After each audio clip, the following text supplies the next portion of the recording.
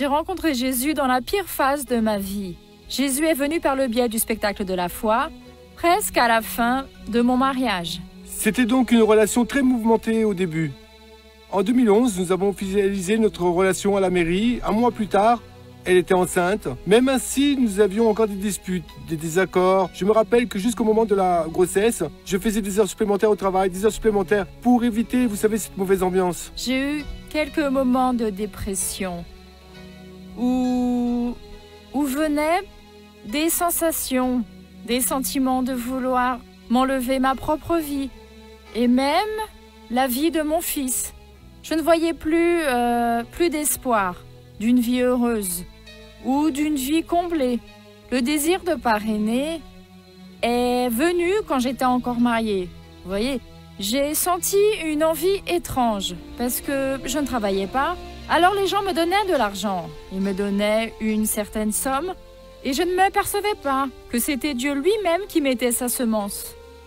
Heureuse de répondre à l'appel de Dieu, Marcia appelle son mari. J'ai parlé à son superviseur et alors il m'a dit ainsi: « Ah, Winner, votre mari ne travaille plus ici parce qu'il a eu une liaison extra-conjugale et nous l'avons renvoyé. Et alors à partir de là, j'ai vraiment voulu le divorce. Je le voulais, c'était ma volonté exprimée. De vouloir divorcer. » En décembre, je quitte la maison et autour de janvier, nous étions devant la juge, signant le divorce. Après le divorce, Marcia se met à chercher Dieu intensément. Brisée, elle libère le pardon. De cette manière douce, si aimable, Jésus m'appelait à lui. Alors pourquoi ne pas pardonner une personne qui m'avait fait tant de mal? Et j'ai commencé à me voir, à prier pour les deux, pour que les deux rencontrent ce Jésus que j'avais rencontré. Marcia participe à une campagne de l'Église internationale de la grâce de Dieu. Et grâce à une campagne que le pasteur Eduardo a faite, et il dit: « Regarde, cette huile est pour qui a la foi et pour convertir une personne. » Et après, elle nous a raconté qu'elle a enduit ses mains avec de l'huile, et quand elle a eu l'opportunité de rencontrer Winner, elle a serré dans ses bras avec ses mains ointes. Winner termine sa relation et commence à accorder plus d'attention à Marcia. Un certain jour, Winner nous a fait une visite à l'église, dans une réunion spéciale. Elle me l'a présenté. Je me suis rendu compte que Winnie est un garçon de cœur ouvert. Je me souviens qu'en octobre 2013, c'était là que je me suis converti, je me suis baptisé, vous voyez. Quand je suis descendu des eaux, on sortait ensemble, cherchant toujours l'orientation du pasteur pour que cette relation soit selon la volonté de Dieu et à émerger à chaque fois plus de désir d'être ensemble, vous voyez, de fidéliser, de reconstruire notre famille. Et maintenant, oui, devant Dieu, de forme correcte, selon la parole du Seigneur, officialiser notre relation, notre mariage. Le mariage s'est déroulé récemment, le 10 mai 2014. Donc, il n'existe pas d'autre nom, d'autre meilleur, vous voyez, pour dénominer notre mariage que le tour de la vie. Vous sentez un soutien, vous sentez que votre vie n'est pas une vie normale. Vous sentez que vous êtes porté. C'est gratuit. Il ne vous demande rien. Il vous demande juste d'ouvrir votre cœur et d'oser croire en lui. Osez croire. On ne demande ni d'argent. On vous demande pas une souffrance particulière. On vous dit faites confiance et croyez. Essayez. Vous n'avez rien à perdre. Essayez. J'ai essayé. Ça fait plus de 20 ans que je suis dedans. Et je ne repartirai pour rien au monde. Aucun milliard au monde ne me fera changer d'avis et me séparer de lui. Impossible. Donc, osez Jésus avant qu'il soit trop tard. Osez. Ne le faites pas demain. Faites-le maintenant. Et quand la fin de votre vie arrivera, parce qu'elle arrivera pour tout le monde, pour moi et pour les personnes qui me regardent, ou même pour les personnes qui sont derrière cette caméra, au moins vous serez sûr que vous partez avec celui qui vous a donné une nouvelle vie. Cette vie peut commencer maintenant, dès que vous l'acceptez, et cette vie continuera après que la mort soit venue. La mort n'est qu'un passage pour une autre vie beaucoup plus belle. Mais vous avez la possibilité d'oser cette nouvelle vie maintenant, tout de suite. Faites-le maintenant, tout de suite. N'attendez pas demain, ni après-demain. Faites-le maintenant, tout de suite. Prenez 1 minute et faites-le Je vous en prie, vous ne serez pas déçus. Après avoir écouté ce message, si vous avez décidé de donner votre vie au Seigneur Jésus-Christ, faites cette prière avec l'homme de Dieu. Mon Dieu, je viens devant toi, tel que je suis. Je confesse Jésus-Christ comme mon Sauveur et mon Seigneur.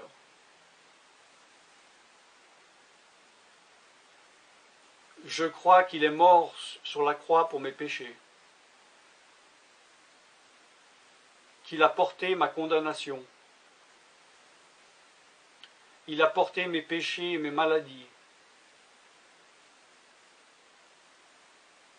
que Jésus-Christ est le Roi des rois et le Seigneur des seigneurs, qu'il est le Fils de Dieu,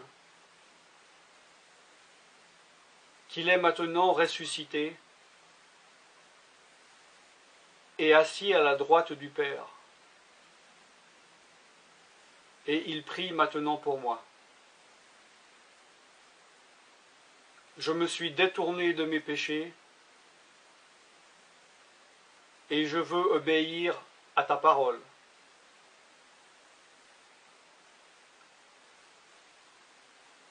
Je viens à toi en te demandant, mon Dieu, de me donner ton Esprit Saint.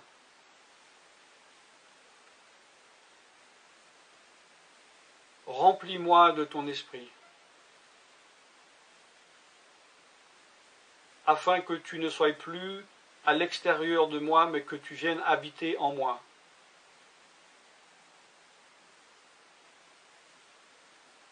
Et que je devienne ton temple. Esprit de Dieu, viens habiter en moi, purifie-moi, lave-moi, sanctifie-moi, rends-moi pur, transforme-moi à l'image de Dieu. Je te remercie car je crois que tu m'as donné ton esprit. Car tu ne mens pas. Et tu as dit dans ta parole que tu donnes à celui qui te demande. Je fais cette prière au nom de Jésus-Christ. Amen.